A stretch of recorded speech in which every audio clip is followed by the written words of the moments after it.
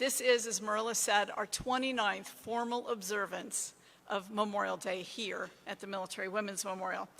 Now, before we begin, I ask that we join our fellow Americans in a national moment of unity, silent reflection, and gratitude for the more than 1.1 million Americans that lost their lives in wars from the American Revolution till today.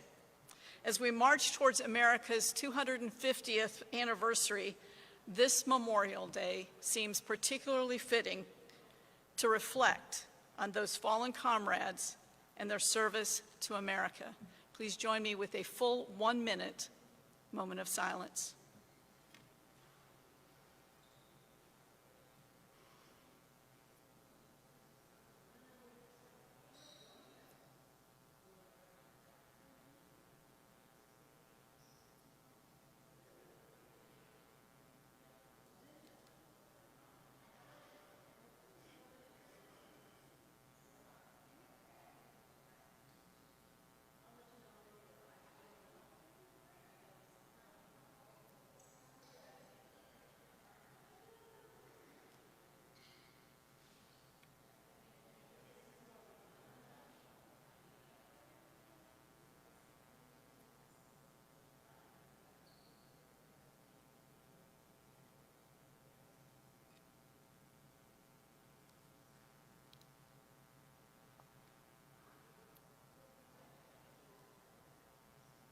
And again, welcome. The fact that we've been here and doing this for 29 years, and that you, many of you, are repeat offenders today that join us on Memorial Day to pay tribute, whether it's your family member, a friend, a colleague, or just as an American patriot, you want to be here. We thank you. My name is Phyllis Wilson. I am the president of the Military Women's Memorial Foundation that gets to operate this fantastic Military Women's Memorial. Our service now is the Washington, D.C. area's last major observance of the day. And as I've said many times before, I think it's the best one. Because our speakers at our program are individual women who have served in our nation's armed forces. They are women like many of you, for whom this ceremony of remembrance is personal, and their very presence is a statement to a fallen battle buddy, a shipmate, a family member, or a friend. So thank you all for joining us to pay tribute and to remember the long line of military women and men who have lost their lives in service to the nation. And we offer this humble ceremony in tribute to those who gave it all. Well, each and every one of you are an honored guest. I want to acknowledge the presence of our keynote speaker, retired Army Major General Laurel Hummel, our foundation's board chair, Major General Jan Edmonds, and our British friends associated with Freemasonry for Women. Thank you so much for making this part of your day. Welcome also to the members of the military, veteran, patriotic, and fraternal organizations who are with us again to commemorate this Memorial Day. These organizations include Gold Star Wives of America, the National Society Colonial Dames of America, Washington, D.C. chapter, the Air Force Security Forces Association, Eagle chapter, America Lodge number 57, Freemasonry for Women, Blue Star Mothers of America, the Women's Army Corps Veterans Association, Army Women United, the Northern Virginia chapter of the Military Order of the World Wars, the Vietnam Veterans of America, Paralyzed Veterans of America, American Gold Star Mothers, Military Order of the Purple Heart, and Honor Society of Women Legionnaires. Thank you to all of our guests for joining us to honor and remember the fallen.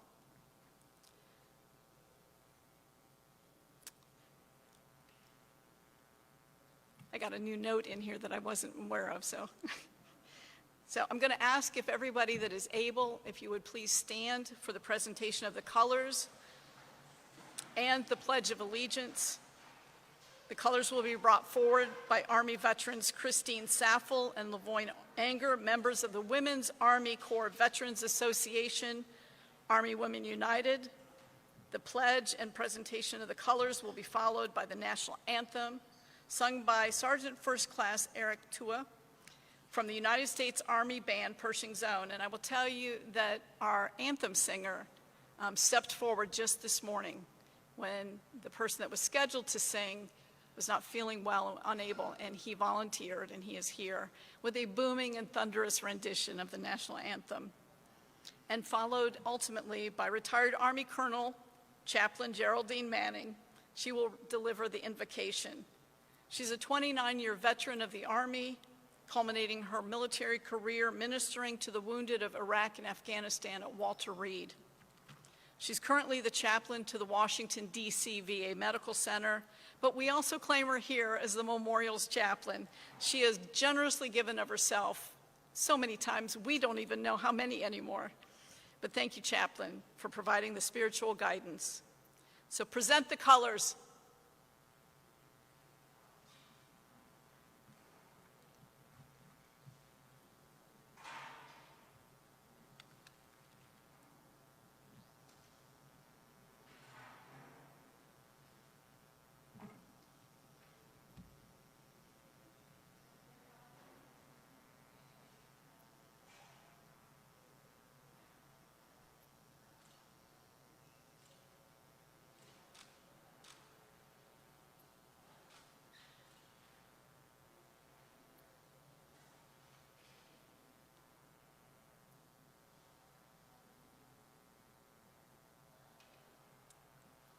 I'll begin. I pledge allegiance to the flag of the United States of America and to the republic for which it stands, one nation, under God, indivisible, with liberty and justice for all.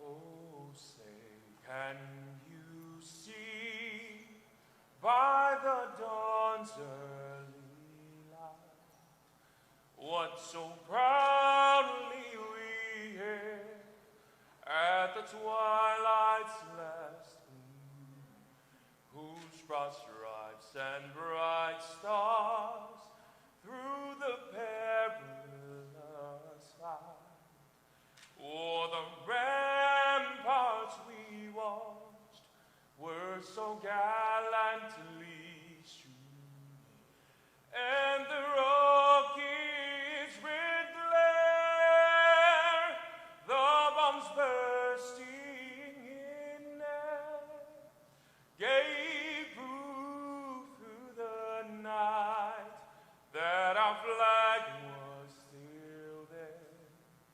Oh, say does that star-spangled banner yet wave o'er the land of the free and the home of the brave?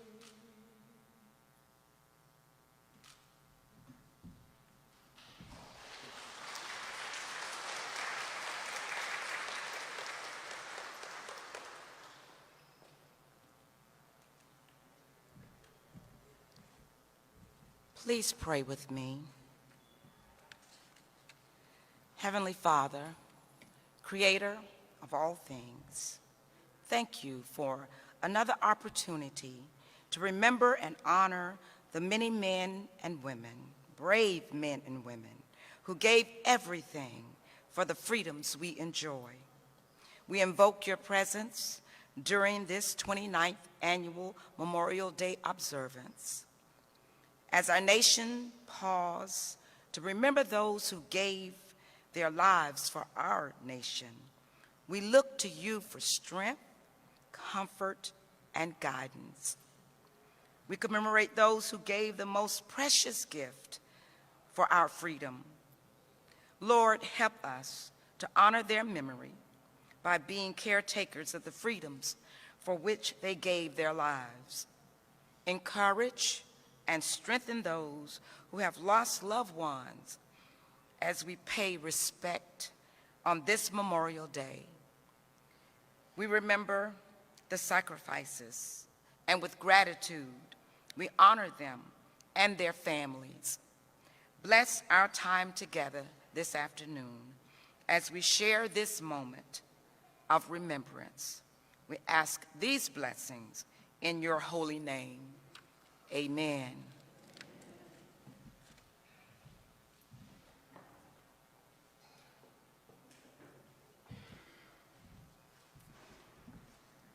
Please be seated.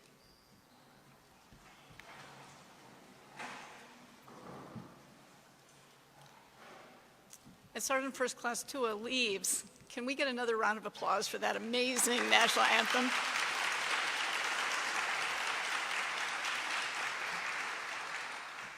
That's what I love about the military. We jokingly say semper gumby, always flexible. But that's what happens. When somebody isn't able to step up and fulfill a role, they're very quick about somebody saying, put me in, coach. I'll do it. And we appreciate it. He's been here and he knows the acoustics. He didn't need to be anywhere near the microphone for his beautiful voice to be heard. At the our memorial's groundbreaking ceremony, I want to first shout out to anybody online. Thank you for taking the time on Memorial Day afternoon to spend it with us and to hear some incredible stories that are about to be shared. 31 years ago, June 1995, groundbreaking here at the memorial. In 2 short years after that would be dedication. But to break ground out front, there was a ceremony. And at that ceremony, for the very first time, they began what is now our tradition of having a servicewoman or a woman veteran from every branch of service speak at all of our events. Why? Because at this memorial, we do pay tribute individually and collectively to all women who have or do serve. So who better to speak for them than one of them? First, to speak of her service to our country and what this day means to her, as well as to place rose petals in honor and memory of our fallen Army comrades, is Army Sergeant Major Kalia Jackson from the Washington, D.C. National Guard.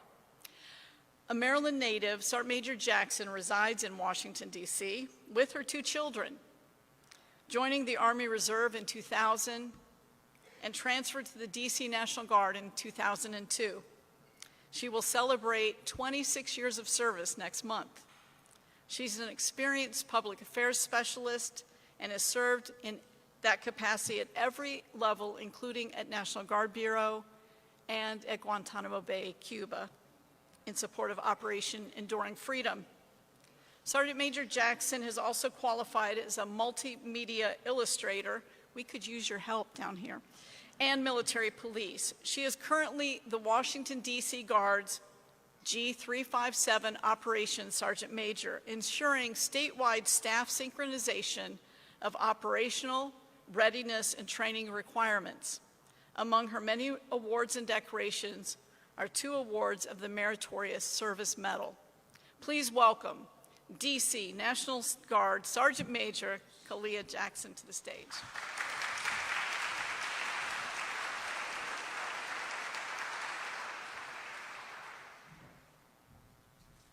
Good afternoon. I'm incredibly honored to be able to speak to you all today. I'm going to talk to you all today about the legacy we carry.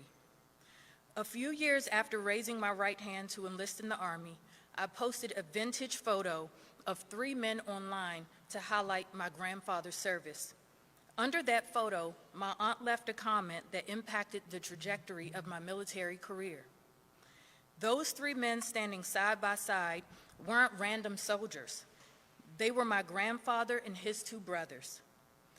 That discovery changed my view of Memorial Day. It taught me that history isn't just in textbooks, it is woven in our DNA. My grandfather and granduncles served during World War II in segregated units. They fought for freedoms abroad that they weren't even granted at home. Yet they persisted because they believed in what America could become. They understood the progress only happens when people choose to continue forward. A generation later, my father and aunt stepped up, continuing the legacy of courage through eras of profound change. Memorial Day is a sacred reminder of such legacy.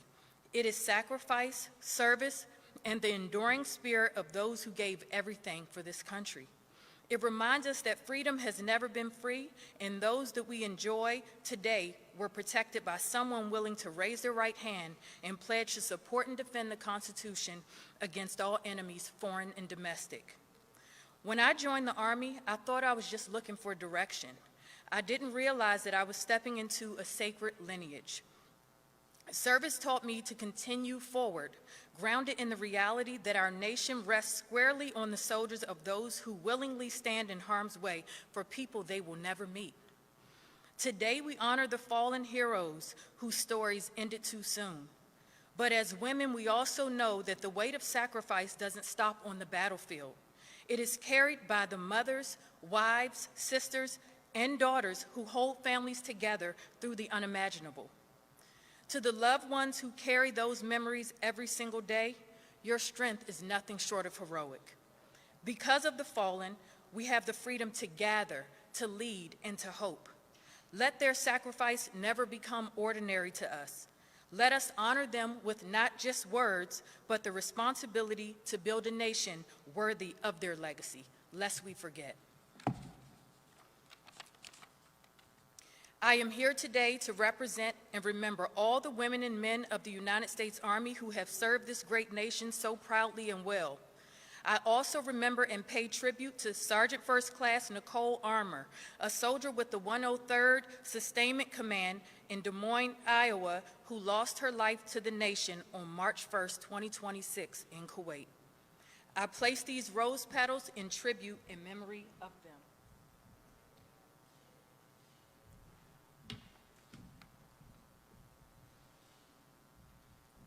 Thank you.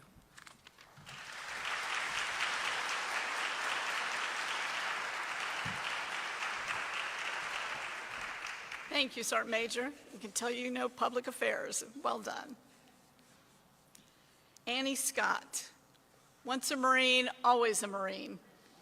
She is a retired Marine Corps gunnery sergeant, having served in the Marine Corps and the Marine Corps Reserve for 30 years. A native of Marquette, Michigan, Annie joined the Marine Corps in 1994 and over the next 30 years served as a personnel and administration expert and held a variety of leadership positions stateside and overseas, including 6 years in Okinawa. A veteran of multiple deployments, including Iraq and Afghanistan, she also deployed to Djibouti, Korea, Kuwait, Kazakhstan, and Qatar. While continuing to serve in the Marine Corps Reserve until 2024, Annie joined the Defense Department's Inspector General's Office in 2022, where she continues to serve as a management and program analyst. She is the recipient of many military and civilian awards, including the Meritorious Service Medal and the Superior Civilian Service Award. Annie, who has a heart of a servant, gives her time to a variety of worthy causes, including right here as a volunteer at the Military Women's Memorial. Please welcome retired United States Marine Corps Gunnery Sergeant Annie Scott.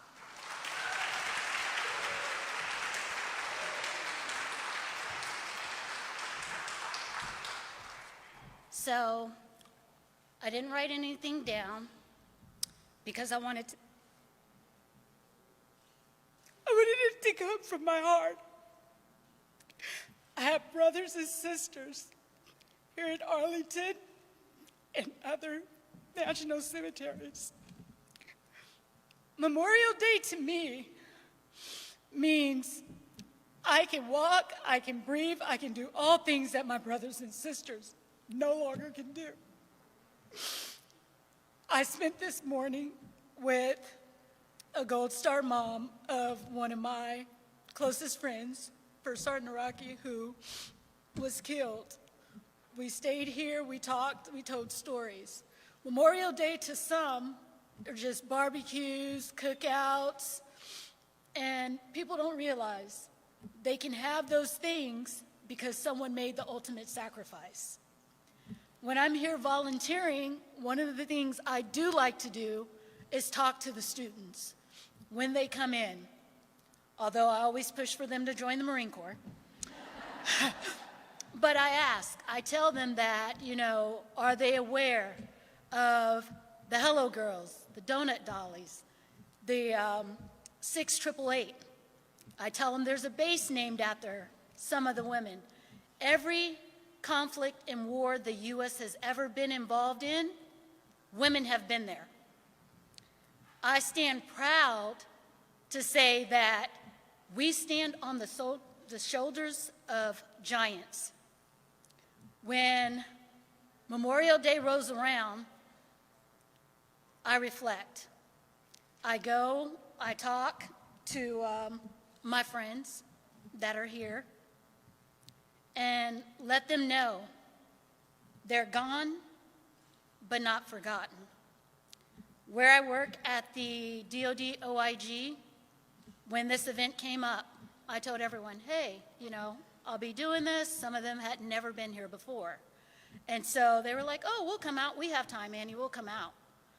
So it's an honor that they respect and represent the United States of America and its patriotic people who made that ultimate sacrifice, who raised their right hand to basically give up their life for a friend.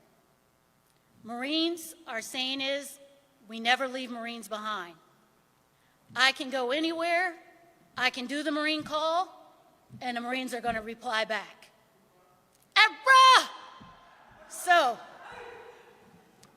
when the honor flights come in, I'm like just floored with the things they went through, their friends they lost, and the holes that they're still dealing with in their heart. As she was saying, when I was deployed, my last deployment, we actually lost a portion of our EOD team. We had to bring them back to Afghanistan after another team we had to send back. They're both buried here in Arlington National Cemetery. Nicole G. Sargent, I was actually in Bagram, Afghanistan with her when she was part of Task Force 51-5 before I left to come back stateside. While I was in Bagram as a senior enlisted advisor, we had our embedded training teams. We were losing people daily. As a senior enlisted advisor, I would go to the hospital. I'd give those motivational speeches, but those speeches weren't enough. Where it really took me was when we had a Lance Corporal from MARSOC that was killed in action, and we did a plainside ceremony. We walked into the belly of the C-130. There was a lone black body bag, small, not bulky, holding one of our brothers, and it broke my heart. But I know that his sacrifice was not in vain.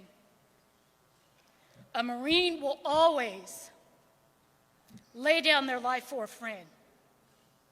If we can give our shirts off our back to someone, we will. And if I had it to do all over again, I would gladly do it again. I've tried to come back after I retired.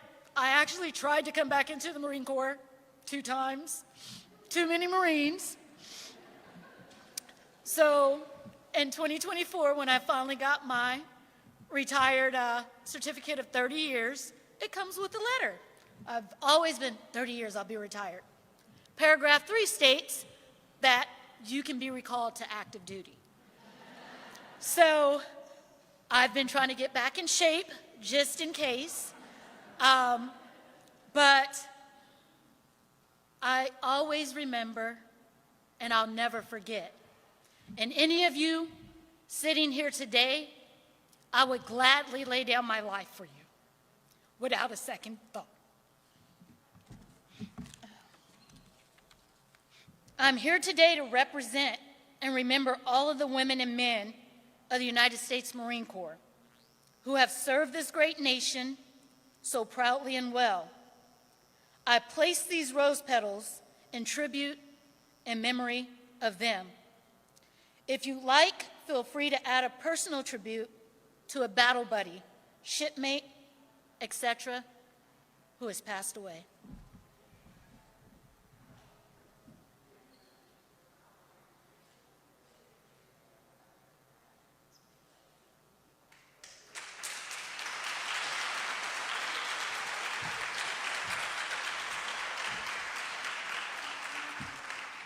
I'm glad I was off stage because anybody that knows me knows that I can cry at the drop of a hat. And when a Marine starts crying, I am hopeless over there. I'm like, okay, I can do this, I can do this.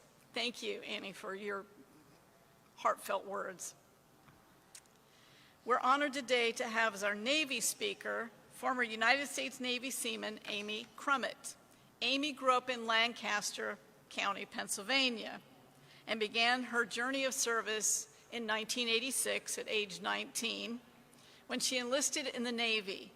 Following boot camp, Amy was assigned to the ship, the Simon Lake, a submarine tender. See, the only tenders I know are chicken tenders, so it's a submarine tender, which soon deployed along with Amy to, of all places, Holy Loch, Scotland. She served for the next 2 years in Scotland, working with the Simon Lake's boatswain mates.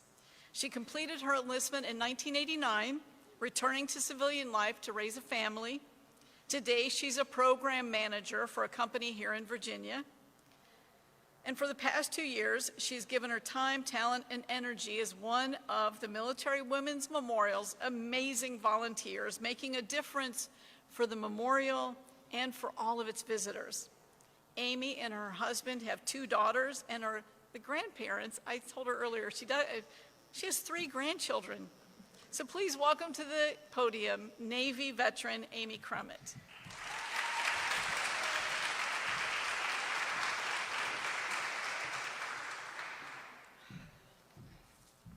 Good afternoon.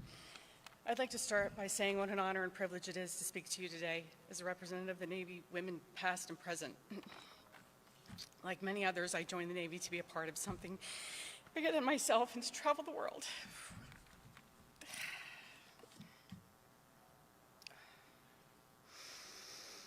I'll never forget the day I arrived at what I thought was my very first duty station, Charleston, South Carolina. I was far from home, and at such a young age, it felt overwhelming but exciting at the same time. I gazed up at that enormous ship and felt small, intimidated, and a little out of my depth. What did I get myself into? With permission to board, I made my way below deck to my bunk. While I was settling in, one of my fellow shipmates struck up a conversation with me. She asked if I had heard the news that we were headed to Holy Loch, Scotland. I said I had no idea, and also, how long are we going to be there?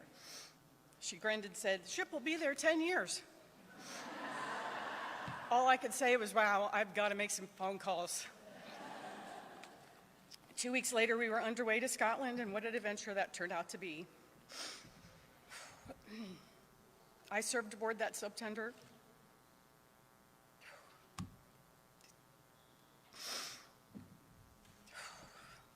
The USS Simon Lake for the entirety of my enlistment. Through tough stretches that tested me and moments of real fulfillment.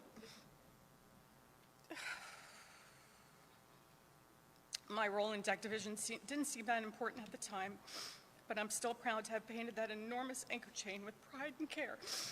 I learned that every job on board contributes to the mission, no matter how small. Memorial Day holds a deeply personal meaning to me. So take a quiet pause. Amid the barbecues and the unofficial start of summer, to honor the sacrifices that shaped my own path.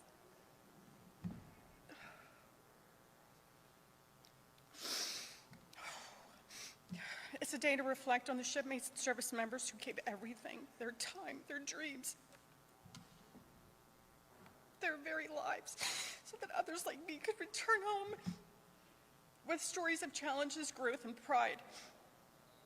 Standing before that anchor chain of the Simon Lake, I felt the heavy weight of our collective duty and the shared burden and the honor of defending freedom.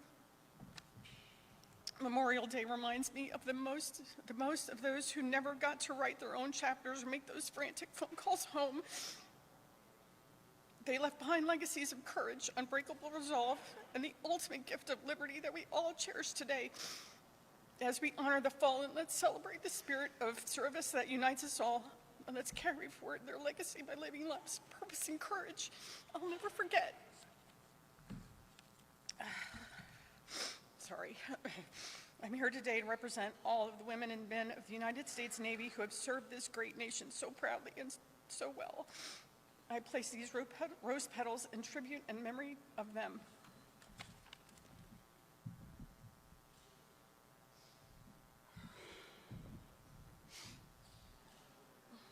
Thank you.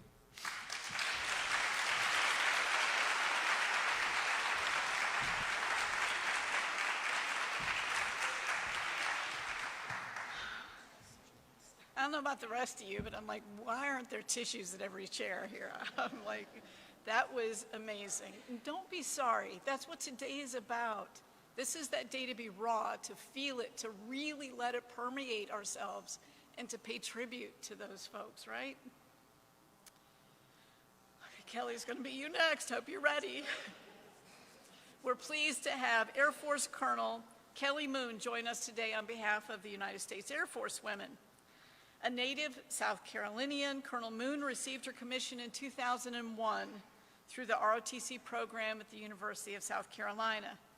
During her 25-year career, she has held various positions, including executive officer at the Defense Language Institute English Language Center, operations officer at Basic Military Training, multiple assignments to Air Force Special Operations Command, including Command J1, Legislative Liaison, and Department Chair of its Language and Culture Center. She has also served as an assistant professor at the United States Military Academy at West Point, operations officer at the Pentagon and Joint Base Andrews Force Support Squadrons, commander of the 48th Force Support Squadron, Royal Air Force Lakenheath, and Division Chief of the Air Force Learning. She's also deployed to Qatar. Today, Colonel Moon commands the 11th Operations Group, Joint Base Anacostia Bowling, right here in Washington, D.C., which includes responsibility for the Air Force Chaplain Corps here at Arlington National Cemetery, the Air Force Band, and Honor Guard as they perform premier ceremonial and funeral support in the National Capital Region to more than 3,100 missions annually. Among her many awards and decorations, Colonel Moon is the recipient of the Legion of Merit and 5 awards of the Meritorious Service Medal. Please welcome Colonel, short timer, about to retire, Kelly Moon to the podium.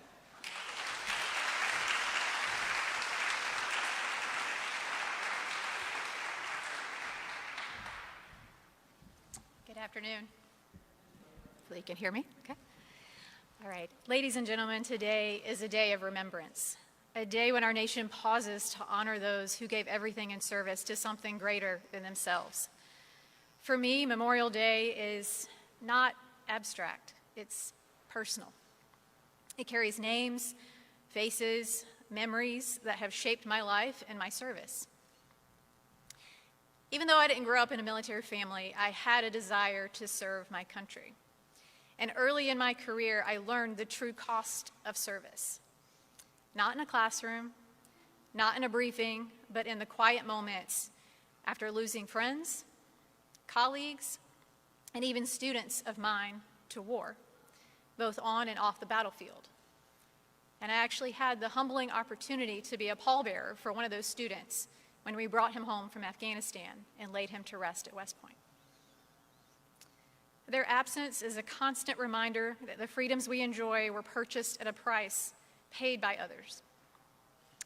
That understanding deepened my time as a mortuary officer later in my career, where I had the solemn duty of caring for our fallen.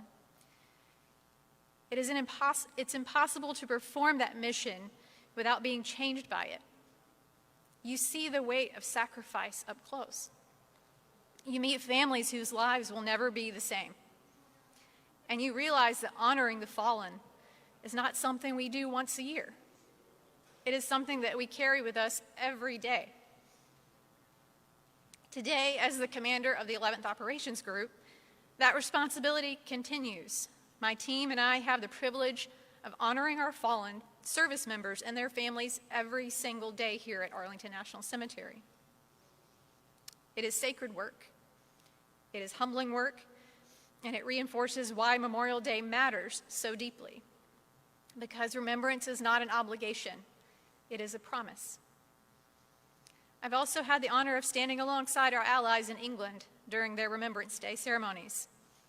Shoulder to shoulder with the Royal Air Force, I saw the commitment to remember transcends borders. The poppies, the silence, the shared grief. It all underscored a universal truth that courage and sacrifice are not bound by nationality. They are bound by humanity.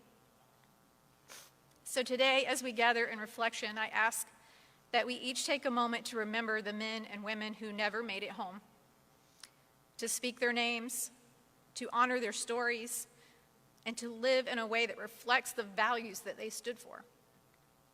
Memorial Day is not just about mourning their loss. It is about honoring their legacy, and that legacy lives in all of us.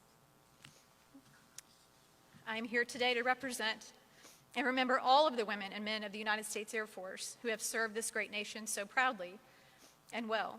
I also remember and pay tribute to Captain Ariana Savino and Technical Sergeant Ashley Pruitt, airmen with the 6th Air Refueling Wing at MacDill Air Force Base, Florida, who lost their lives in service to the nation on March 12th, 2026, in western Iraq. I place these rose petals in tribute in memory of them. Thank you.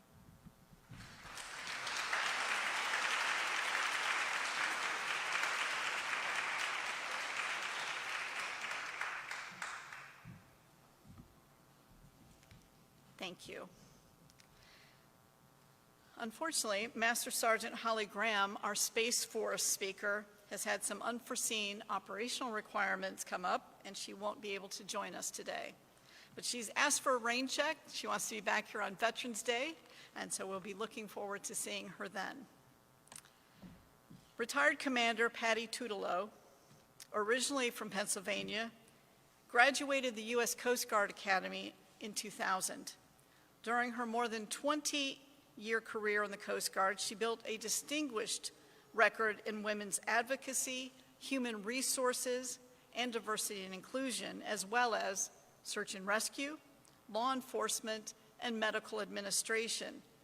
Patty also served aboard the Coast Guard cutter, Dependable, as well as the Naval Academy Prep School, District 1 Command Center, and the Personnel Service Center.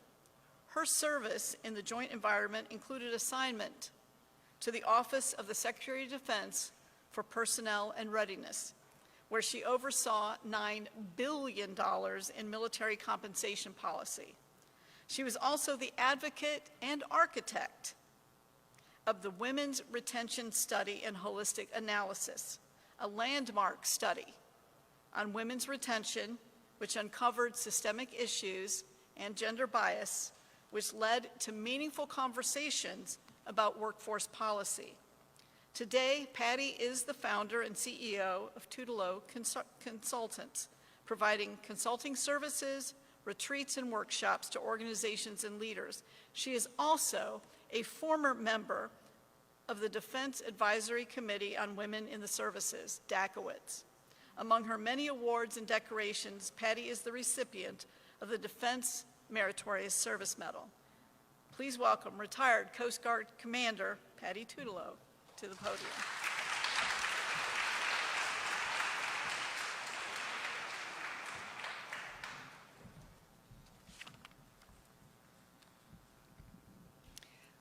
I am honored to be here with you today. This is like a kick me sign.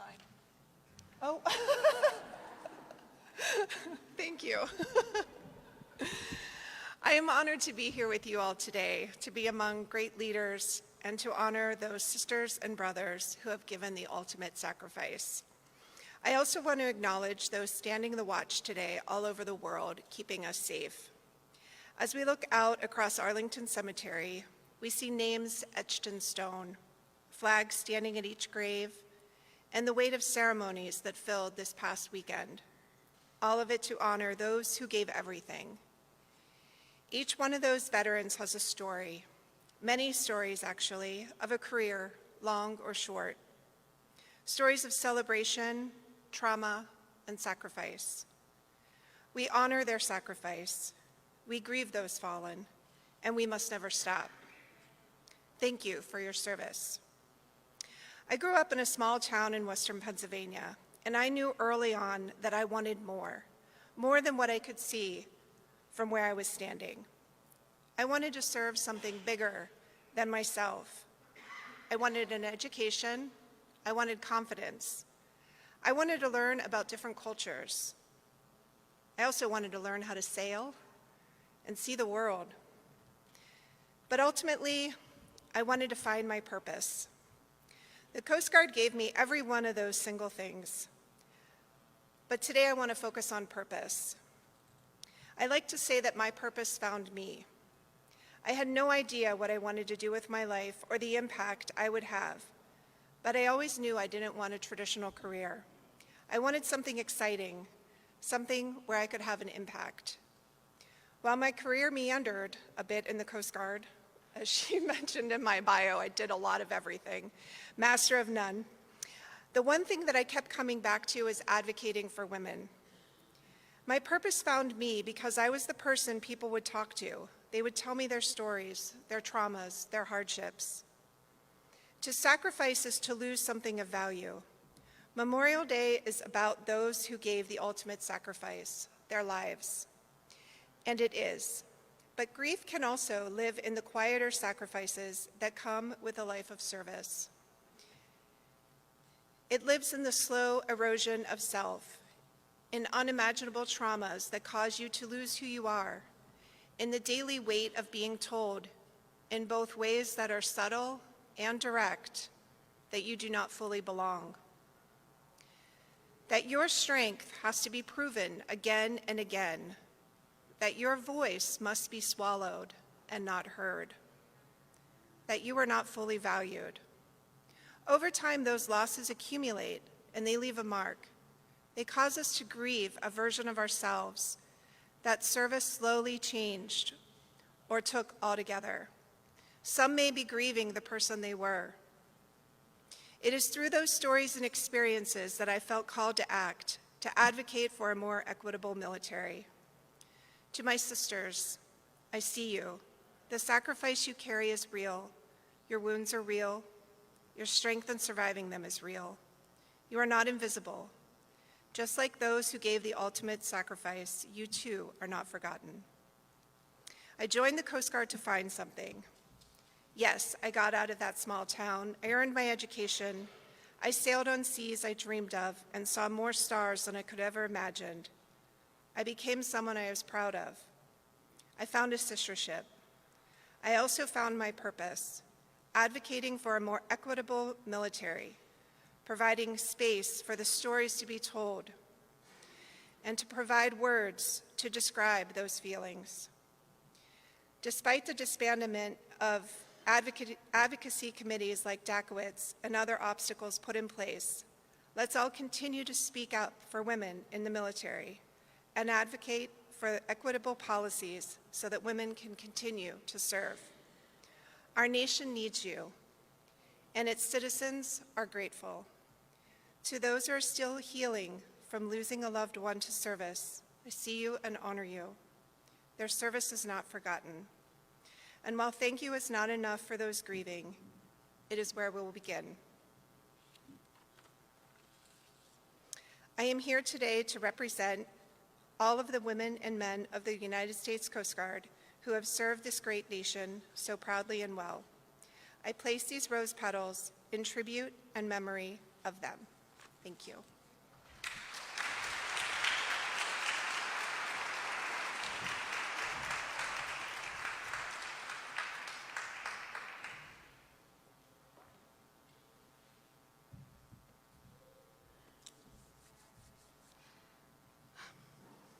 It is my distinct honor to introduce our keynote speaker now, Dr. Laurel Hummel, the Inspector General, National Guard Bureau, and retired Army Major General, a 1982 graduate of the U.S. Military Academy at West Point. Dr. Hummel is the former Adjutant General of the Alaska National Guard and Commissioner of the Alaska Department of Military and Veteran Affairs. In this role, she was the senior military advisor to the governor and had responsibility for the Alaska State Defense Force, the Alaska Naval Militia, Homeland Security and Emergency Management, Veterans Affairs, and the Alaska Military Youth Academy. She was also the official liaison between the state of Alaska and the Department of Defense, and between Alaska and FEMA. Prior to her service in the National Guard, Dr. Hummel served 30 years in the active component with 18 years in a variety of intelligence assignments in the 18th Airborne Corps, in Korea, and in Alaska. Then, as an academy professor at the U.S. Military Academy, Department of Geography and Environmental Engineering, she taught cadets, led faculty, and developed curriculum at West Point, culminating her service there as the Geography Program Director. With this expertise in demographic security and the geographical roots of terrorism, Dr. Hummel served as policy consultant to the Defense Intelligence Agency and other organizations. She joined several missions in support of Operations Iraqi Freedom and Enduring Freedom, first as an advisor for a program using social and environmental science to help commanders in the field better understand cultural conditions and make smarter decisions. Then, twice as a senior advisor to the leaders of the National Military Academy of Afghanistan. Dr. Hummel was sworn in as the Inspector General, National Guard Bureau in May 2020. Oh, just as COVID was hitting, ma'am. Brilliant. What were you thinking?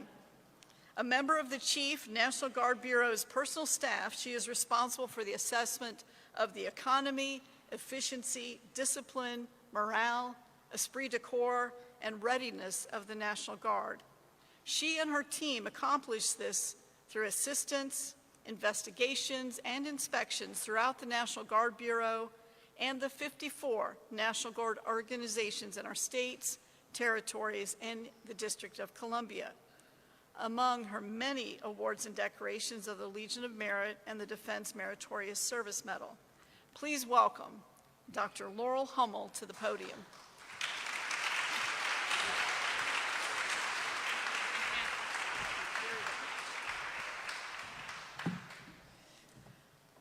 Good afternoon, everyone. Thank you for the invitation to join you today at the Military Women's Memorial to remember and honor our military members who died while in the service of our nation. Our gathering for the observance of Memorial Day is especially resonant here at Arlington National Cemetery, this most solemn and profound space, our nation's most hallowed garden of stone. I feel especially and inextricably connected to Arlington as the earthly remains of my parents, Sergeant First Class Retired Gordon E. and Gay J. Hummel, rest here. As you probably know, no one, hardly anyone, gets to choose their grave site here you get what Arlington gives you. In the 1970s, I used to watch the TV show MASH with my dad, a Korean War veteran, and he thought the crazy antics of Corporal Klinger in his constant attempt to get out of the Army on a Section 8 discharge were quite a hoot.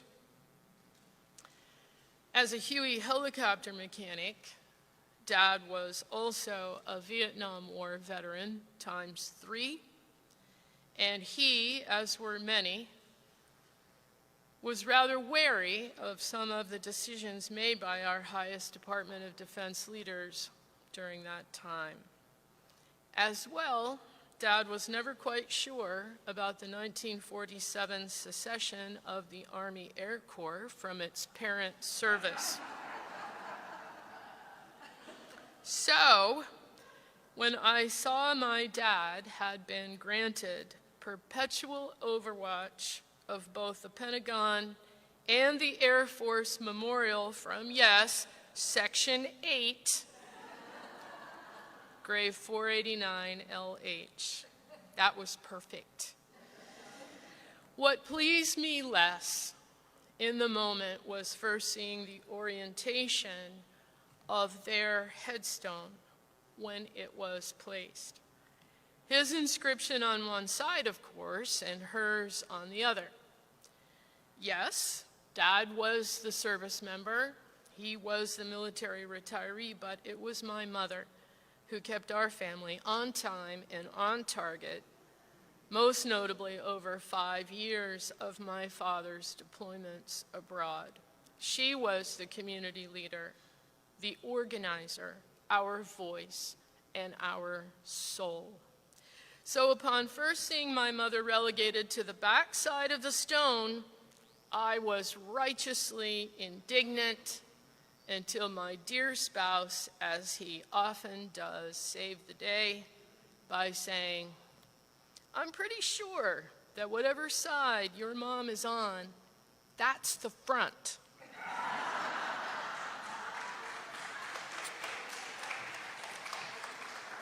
Well, I don't know how often this has occurred at Arlington National Cemetery, but I wish to state, as an Inspector General, for the record, that the headstone in Section 8, grave 489 LH, is indeed backwards. What better place to honor, to remember, to pay tribute to those fallen in defense of our nation than here in Arlington? We don't know for certain how many of the more than 400,000 laid to rest here were killed in action. Certainly, the vast majority of the more than 400 Medal of Honor recipients and those whose remains lie commingled under a group burial marker, such as many air crews from World War II who died together, those who perished at the Pentagon on 9/11, and in Section 26, the mass grave of 2,111 Union and Confederate soldiers gathered from the battlefields of Bull Run and the Rappahannock River. As I walk among the stones and read the inscriptions, I am arrested time and again upon discerning those who gave, as President Lincoln so eloquently intoned, the last full measure of devotion. And as I do the math between the dates of birth and death, my breath is always taken by how young they were, and I grieve for what they were unable to do and for the shattered lives they left. I work at the Pentagon now. I know my father is probably watching every step, and I appreciate that the hallways of that building, all 17.5 miles of them, are essentially one big museum gallery. On the second floor, between the A and B corridors, is an inspiring display featuring Gold Star families. It includes an interview with Kelly Sullivan Loughran, granddaughter of Jim Sullivan, who was killed in action along with his brothers, George, Francis, Joseph, and Madison, when the USS Juneau was torpedoed and sank, 13 November 1942. You probably know the story of the Sullivan Brothers tragedy, including the good that came from it in the form of the military sole survivor policy, preventing the conscription or assignment of the last remaining family member to a combat zone if other siblings have already been killed in action. In this interview, posted as part of the display in the Pentagon, Kelly Sullivan Logren invites us into her family's story, their heart, their legacy of loss. Kelly says this: "My great-grandparents, Tom and Alida Sullivan, became Gold Star parents when their 5 boys were all killed on board the Juneau during World War II. My great-grandfather went to work on the Illinois Central Railroad the day he found out that all 5 of his sons were killed. Why didn't he stay home and grieve? His train was carrying war freight for the troops, and he wanted to make sure they received it so they had what they needed to continue to serve. My great-grandparents felt an obligation when they became a Gold Star family. My great-grandmother always said, 'My boys did not die in vain.' They did a year-long tour around the country selling war bonds. They wanted to help the war effort. They wanted to boost the morale of the American people during the terrible times of that war. My great-aunt Genevieve, the only child left after all 5 of her brothers were killed, felt that despite her family's incredible sacrifice, she had strong obligations to her country. She knew that she now was the only child to help take care of her mom and dad. She also wanted to continue with the patriotic spirit of the family, and she joined the Navy Waves shortly after the family learned that the boys had gone down with the Juneau. My dad, Jim Sullivan, the only child born of the 5 Sullivan brothers, felt a deep emptiness in his life. He was only a baby when his dad was killed in the war, and he had no memory of him. My dad felt the loss of not having a father. He also felt a strong desire to serve his country as his dad and uncles did. So he joined the Navy at age 17. He just thought he had to. It was his turn.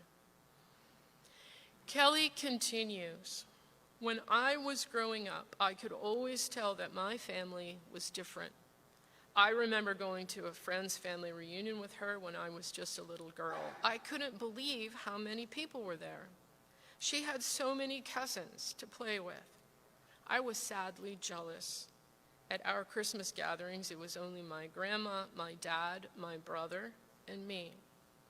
People don't seem to grasp the generational impact of the loss of 5 boys. We don't have the huge Irish Catholic family that we might have had if either one of the brothers had survived. I can also vividly remember going to my first sporting event," she says. "They played the national anthem. When they said the bombs bursting in air, I started to cry, thinking of the night during the Battle of Guadalcanal that my grandfather and his brothers died. I looked around and wondered, why aren't other people crying at this amazing song?" Being a Gold Star family member, she says, is bittersweet. It's something that you would never wish on anyone. There is a sadness and emptiness always there. But there is also this beautiful and amazing feeling of pride and patriotism. I don't like what happened to my family, but I also know I wouldn't be the person I am today without this tragedy. It makes us love more. It makes us appreciate more. It makes us know how blessed we are to live in this great country. These are the impactful words of Gold Star family member Kelly Sullivan Logren. On this Memorial Day, and we hope in at least a moment of every day, we take time to pause and reflect with grateful, if not broken hearts, on the amazing gift from those who gave their one and only earthly life, fully and forever, in service to our country. Because of them, we're able to live and work with freedoms that we always take for granted. We honor each of the 1,100,000 Americans who gave everything, and we remember the families over the centuries who bore that loss to their own graves. We honor as well the immeasurable sacrifice of the Gold Star families among us today. Please know, we will never forget our lost brothers and sisters. To that end, there's a very well-known song composed by Lee Greenwood and released in 1984 called God Bless the USA. I'm sure you know it, because if you're my age, you remember that it was number 7 among the Billboard Hot Country Songs that year. But also, it became the defining cultural anthem that has surged in popularity several times during national crises, re-entering the charts over the decades. It certainly is a fine song, with a major flaw contained in the chorus. And the chorus goes, "And I'm proud to be an American, where at least I know I'm free. And I won't forget the men who died, who gave that right to me." In 1983, when the song was written, women had died in defense of our country. Did the lyricist literally mean only men had died to ensure our freedom? If so, that was incorrect then, and it certainly is incorrect now.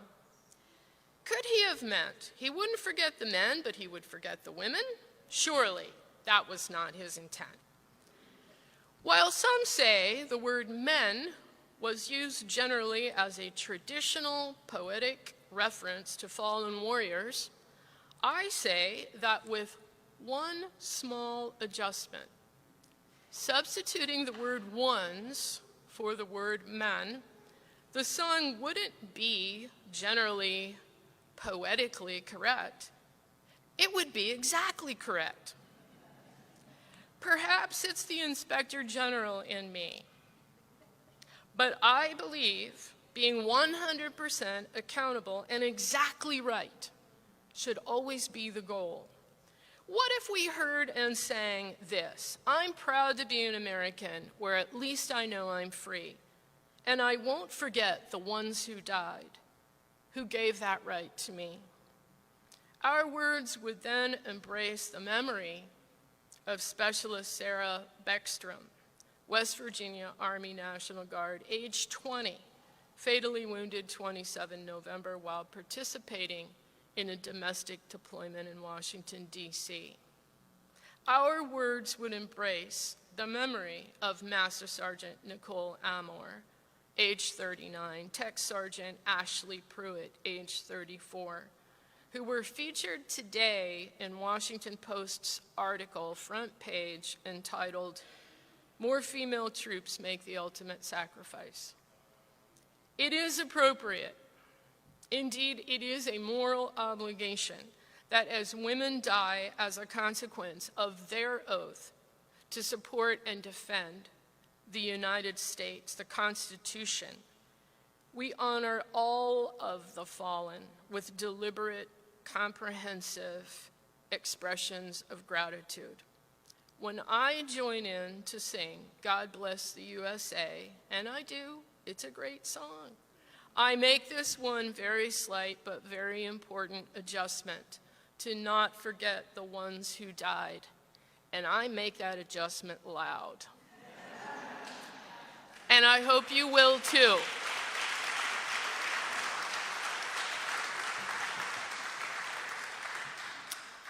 I close by revisiting President Lincoln's Gettysburg Address, perhaps the most profound statement ever made on the American national purpose.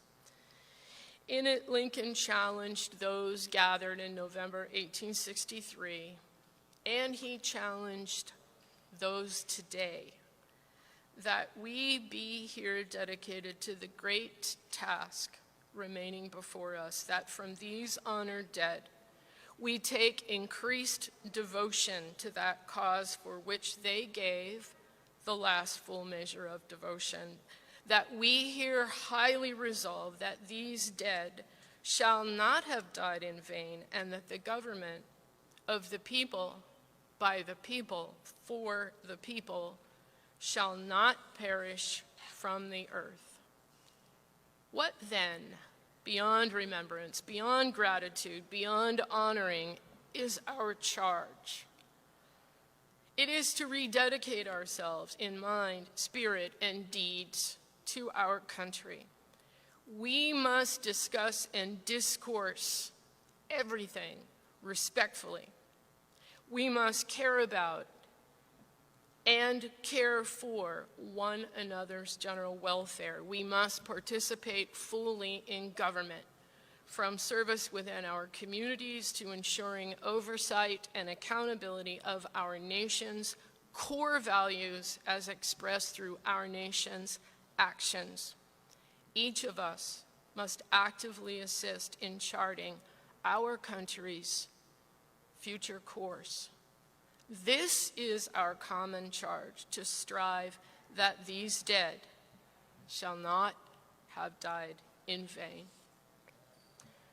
I am here today to represent and remember all of the women and men of America's National Guard forces who have served this great nation so proudly and well. I especially remember the sacrifice of Private First Class John P. Volker, a soldier of the Pennsylvania Army National Guard, and my uncle, who lost his life in service to his country in the spring of 1945 in Belgium. May he rest in peace. I place these rose petals in tribute and memory of all of them.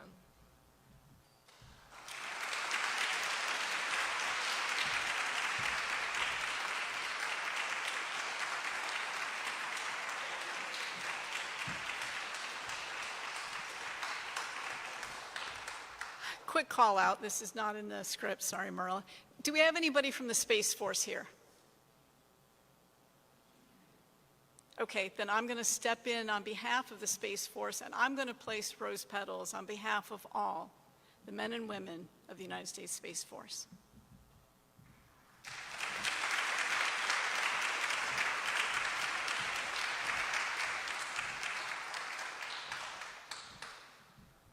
I try to be a good steward. While I'm Army through and through, I appreciate what every branch of service does. Dr. Hummel, thank you so much. Amazing words, and I'm so with you. I've actually contacted Lee Greenwood to take men out and put ones in there, and I am as boisterously loud as you are, even though I can't carry a tune in a bucket. I don't care. And that word they're going to hear, not men, ones that gave their lives. I'm going to quickly also ask Gold Star family members, would you please stand? All Gold Star family members.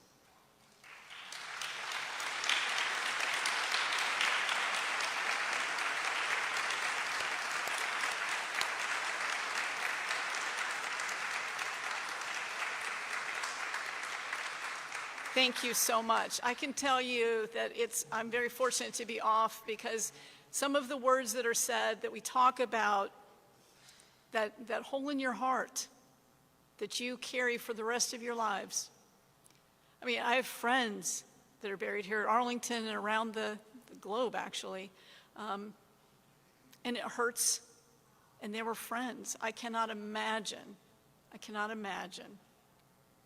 But thank you for being here. Each year, we're privileged to have a variety of these organizations pay their respects and to honor the legions of service members who have died in service to our great nation. And today, I have the honor of announcing 11 such organizations as they pay tribute to those patriots and heroes that have gone before us. So placing the Gold Star Wives wreath is Pamela Connors, Vice President of Gold Star Wives of America. Members of the Gold Star Wives have attended every one of these ceremonies. Donna is bringing forward the wreath. Pamela will join her. Not Pamela. But we thank you so much as Gold Star Wives present this beautiful wreath in honor and memory.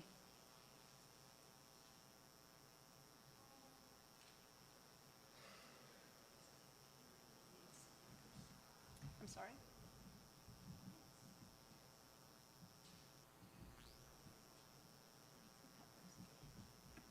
So we have not the vice president, we have the national president, Nancy Peppers, here to present. Let us get a photo first.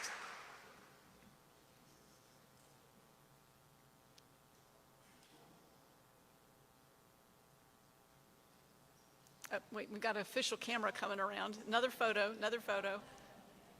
These are important moments. We want to document these very special, and the variety of the beautiful wreaths, too.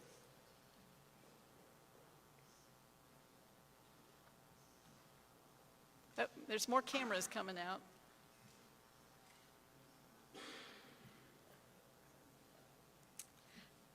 Vietnam Veterans of America will be placed by the VVA National Commander Tom Burke.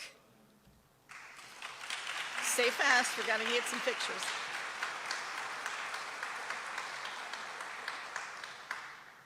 Tom, thank you so much for bringing that. It's beautiful. Yes, sir.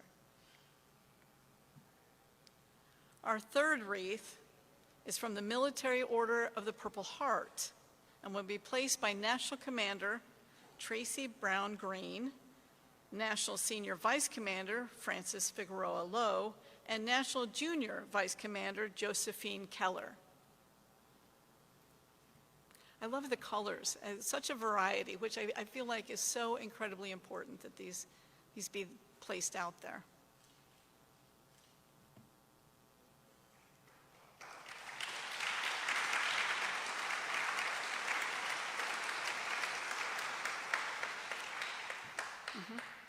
So just to confirm, all three of you are Purple Heart recipients, is that correct? Just want to make sure the audience is aware.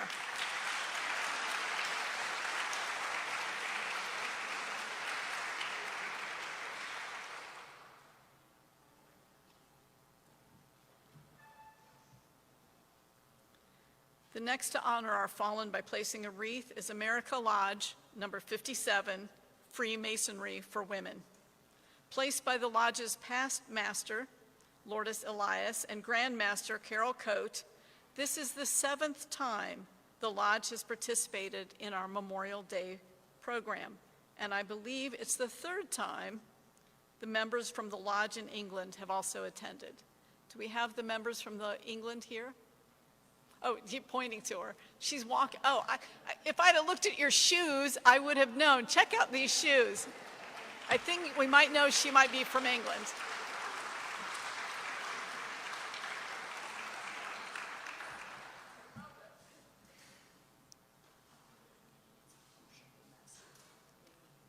A worshipful master, Amy Rainbow. Thank you. Stay fast. Let's get some photos.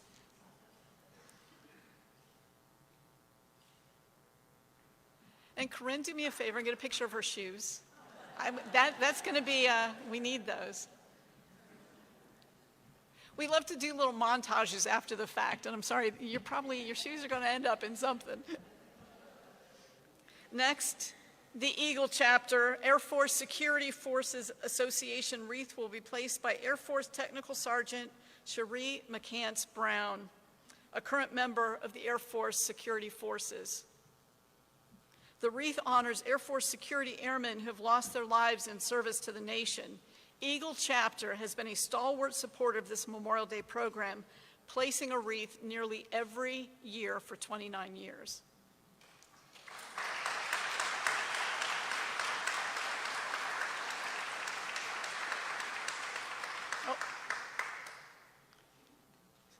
Okay, stand fast, we need photos.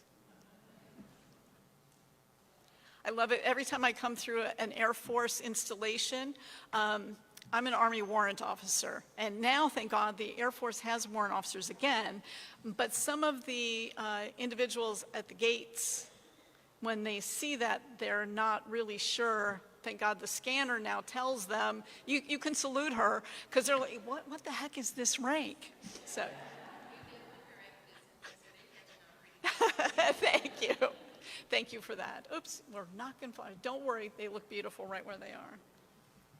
Next, retired Army Colonel Vince Ogilvie will place the wreath for the military and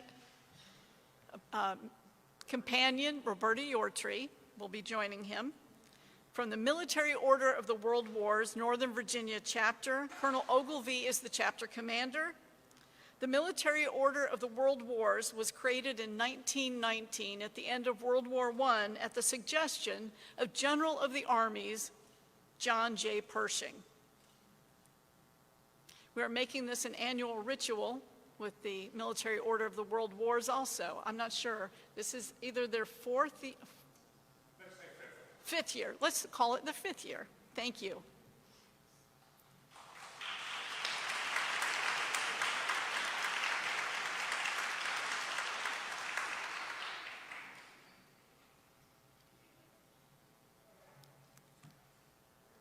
Our 7th wreath is from the Women's Army Corps Veterans Association, Army Women United.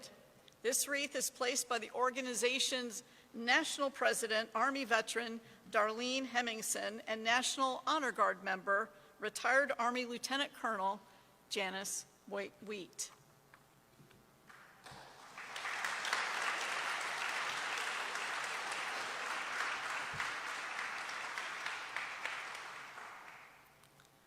And from our local chapter here with the Women's Army Corps, we lost an incredible stalwart, incredible friend of the memorial, incredible friend to everyone, just recently this year. So I will be placing more rose petals in honor and memory of Pat Jernigan.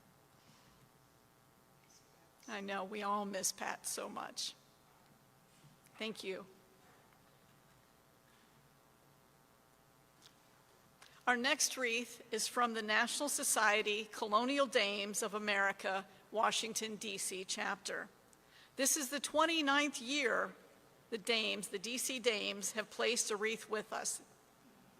In the early years, the wreaths were made from the boxwoods at the historic Dumbarton House in Washington, D.C., which is the Dames' national headquarters.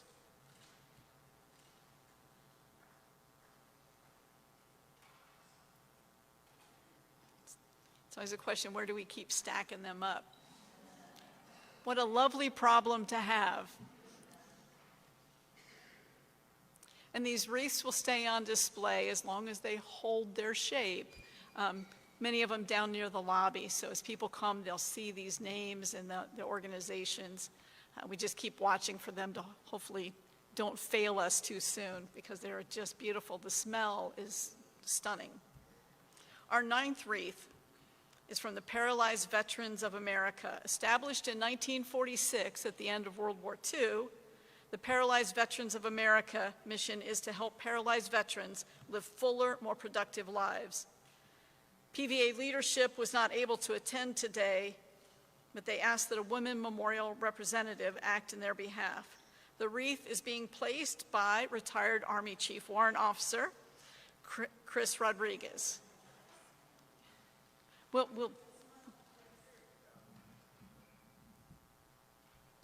She's like, it's not as easy as it looks, folks. And next, to honor our fallen by placing a wreath, is 20 and 4, the Honor Society of Women Legionnaires. Placing the wreath is Colleen Heck, past National Director, and National Director,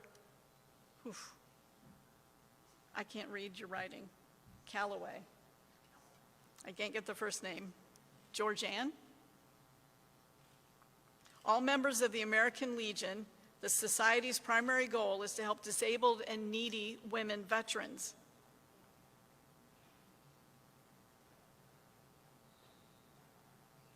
We're going to make Corinne get her workout today, getting these photos. Okay, so I have past national director we're just backwards.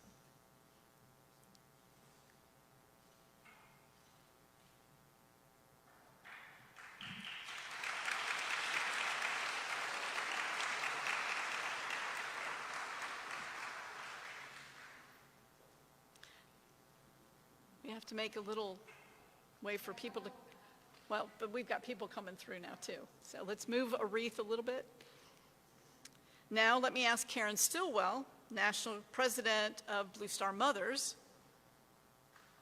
to come to the podium. And in lieu of a wreath, Blue Star Mothers of America asked if they might make a donation, share a check with the Military Women's Memorial Foundation. And I did not have to think. I said, yes, please. So Karen, please come on up and join me at the podium.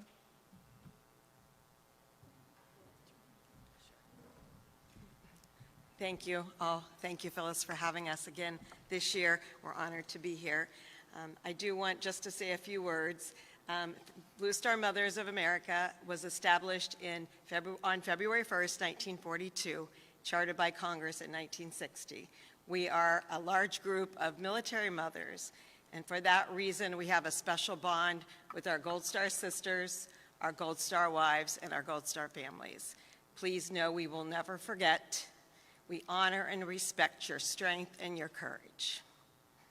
And now for the good part, and I have to apologize because not only am I weathered by being out since 7:30 this morning, so is this envelope, but we, Blue Star Mothers of America, would like to make a donation so that you can continue your great work here at the Women's Memorial.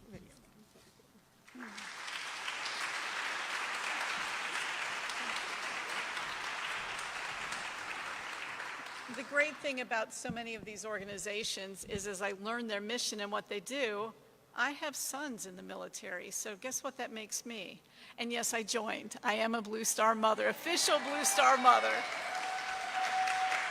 I love what everyone in our community, all of these organizations, we can't be everything to everybody, but we can be something to some people, and that's what I think is really powerful. So to be a Blue Star mom, I get all the emails. Memorial Day weekend has been crazy with all the organizations I'm part of, wishing and remembering and helping us to reflect on what this weekend is really all about. I'm also delighted to invite Annette Kirk, National President of Gold Star Mothers, to the podium. They didn't make it? Did we soak? Oh, yes, they did. Turn around.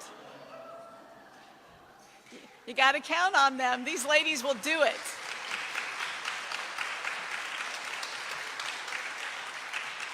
They also asked if in lieu of a wreath, could they spend that same kind of money and make a donation to the Military Women's Memorial? And again, we said, yes, please. So, Annette, come on up. Yes. Hello. So I'd like to say thank you to all of you that have been honoring my child and all the other mothers, children from our organization. American Gold Star Mothers was founded on June 4th, 1928, so we are coming up on our centennial.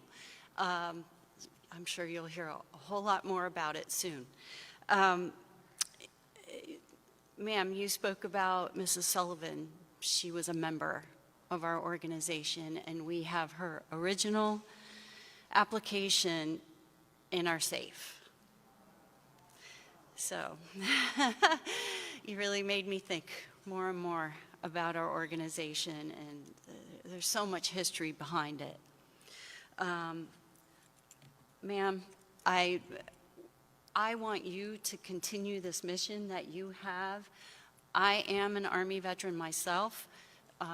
This year, I asked all the moms to focus on female veterans and their needs. They have come a long way. I've seen a lot of baby showers. And yes, just them putting their efforts more towards female veterans. So I personally, I thought this was the best option this year. A wreath is so much, means so much for all, but this, I want you to continue the mission. Thank you. You're welcome.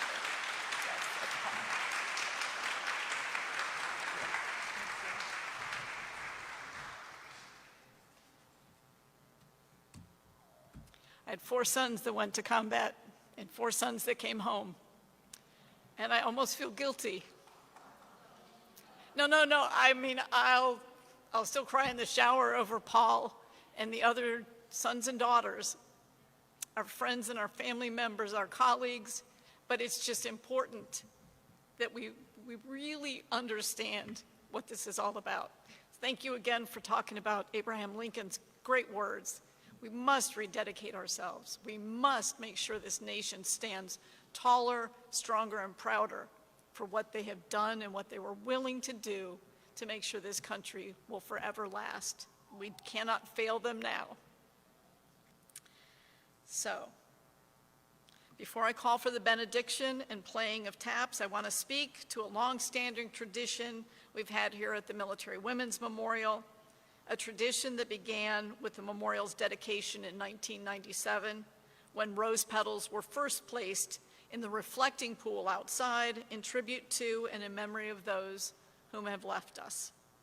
This is in keeping with the words from the 1868 General Order establishing Memorial Day as this day of remembrance, to gather around their sacred remains and garland the passionless mounds above them that are gone with the choicest flowers of springtime. It was an honor to have our servicewomen speakers honor and remember those from their service, and we want to extend that to you. After taps is sounded, we invite anyone in the audience who cares to place rose petals in tribute to and in memory of a loved one, a friend, or a colleague to please do so. Today, more than 338,000 women's records of service are registered here in the memorials registered, living and deceased. This number grows every day as more women take their rightful and visible place in history by having their stories registered here at the Military Women's Memorial. It is a lasting tribute to these women and their service to our nation. So I ask, if you know of a woman who has served, living or deceased, past or present, please make sure her story is registered here. It's fast and easy and free to do. And you can find that information on our website, womensmemorial.org. Now, June 12th is fast approaching. That is Women Veteran Recognition Day in many states. We'll be celebrating the 78th anniversary of the Women's Armed Service Integration Act, the legislation that gave women a permanent place in the military and a chance for a career serving this nation in uniform and not just in wartime.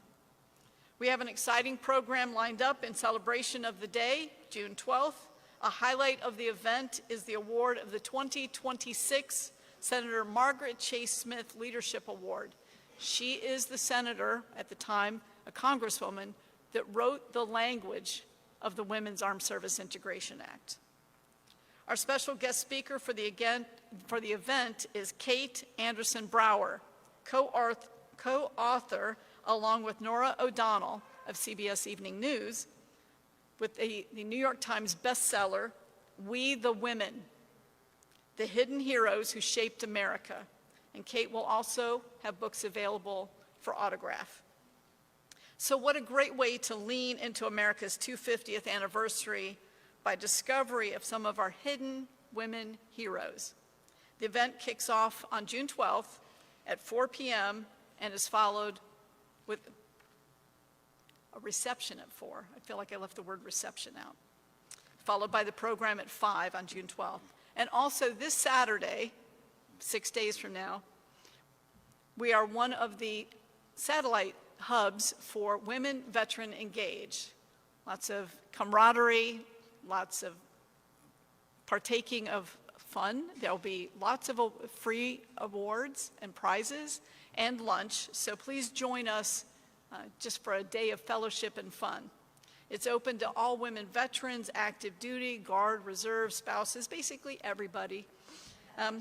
It's just a lot of fun, and we are also very grateful. We have 6 veteran organizations that will be there with information tables and some swag, some giveaways, which we always love that stuff. And you can find more information. You do need to sign up on Eventbrite for that one. So following the benediction and taps, I hope you'll join us for refreshments down that way, and a few moments of camaraderie at the other end of the gallery.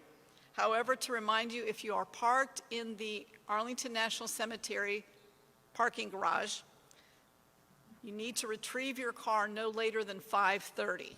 There's another big event at the amphitheater tonight, and they need people to get out of there. So 5:30, be there or be square. You've been duly warned. And now, please stand if you're able for the benediction to be delivered by Chaplain Manning. This will be followed by the playing of taps by Staff Sergeant Chelsea Orr from the United States Army Band, Pershing's Own. Chaplain. Let us pray. Almighty and merciful God, as we close this observance program, we thank you for what we have experienced today as we pay tribute and remember those who paid the ultimate sacrifice for our freedom. May the examples of their sacrifices inspire us to love selflessly and give our hearts as generously as theirs. We pray for families and everyone that love and miss them. Bless them, comfort them, and give them peace. We thank you for those who continue to fight so courageously for the defense of our nation. We ask for your covering and blessing over them and their families. Grant your loving protection and preserve their lives. Let peace prevail among all the nations and give us the courage to answer the call to work for peace and justice, seeking an end to violence and conflict around the world. This we pray in the precious name of our Lord. And that everybody say, amen.